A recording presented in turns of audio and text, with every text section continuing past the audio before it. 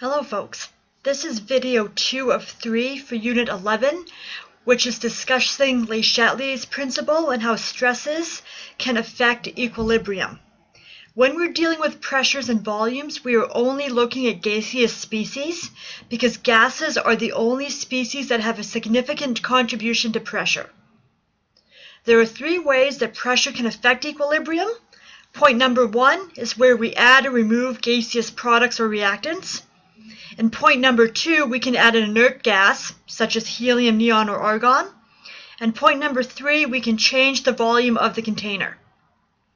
And point number 1, when we're adding or removing gas products or reactants, this was dealt with in the previous video, so this will not be discussed further. In point 2, if we add an extra inert gas, such as neon, this gas will not take place in the reaction, and although it increases the total pressure, it will not affect the partial pressures of the gases in the reaction. When you consider a reaction, when an inert gas is added, it does not appear in the expression for K or Q, and so the result will be no change in equilibrium. As an example, if we look at question 11, which was previously investigated in the other video, what happens is before the neon is added, the total pressure is the sum of the partial pressures of the H2O, the H2S, and the O2. When the neon is added, the new total pressure increases because that partial pressure of neon is there, but the partial pressures of O2, H2S, and H2O are not changed. And these 3 partial pressures are the values that are represented in the expression for Q or K. Therefore, adding this neon will not affect the equilibrium.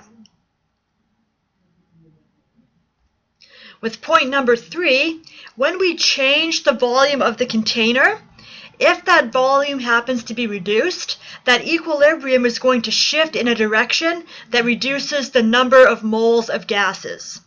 This reaction will want to try to reestablish its original pressure. Therefore, when we look at changing the volume of the container, we have to consider the moles of gas products versus the moles of gas reactants. As an example, we'll look at question 12, where we have PBr3 and Br2 in equilibrium with PBr5. And what we see is that we've got 2 moles of gas reactants and 1 mole of gas products. Therefore, the delta N gas equals -1. If we decrease this volume, the equilibrium will want to shift to the right in order to try to reestablish the pressure. If we increase the volume and the pressure decreases, this reaction will want to shift to the left in order to try to reestablish the pressure. If our volume is reduced, the partial pressure of PBr3 is going to go down because the reaction shifts to the right. And if the volume is increased, that partial pressure of PBr5 is going to go down because the equilibrium will want to shift to the left. As a final example in this video, we will look again at the equilibrium that was shown in question 11 that was discussed in the previous video.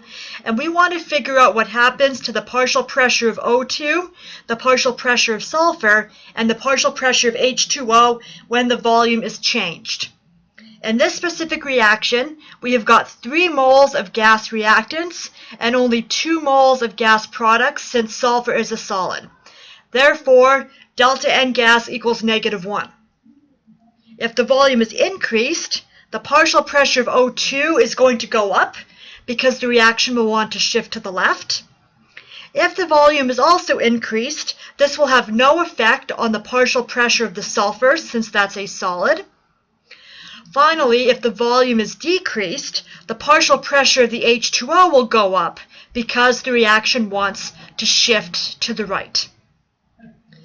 This concludes the second of the 3 videos on Le Chatelier's principle.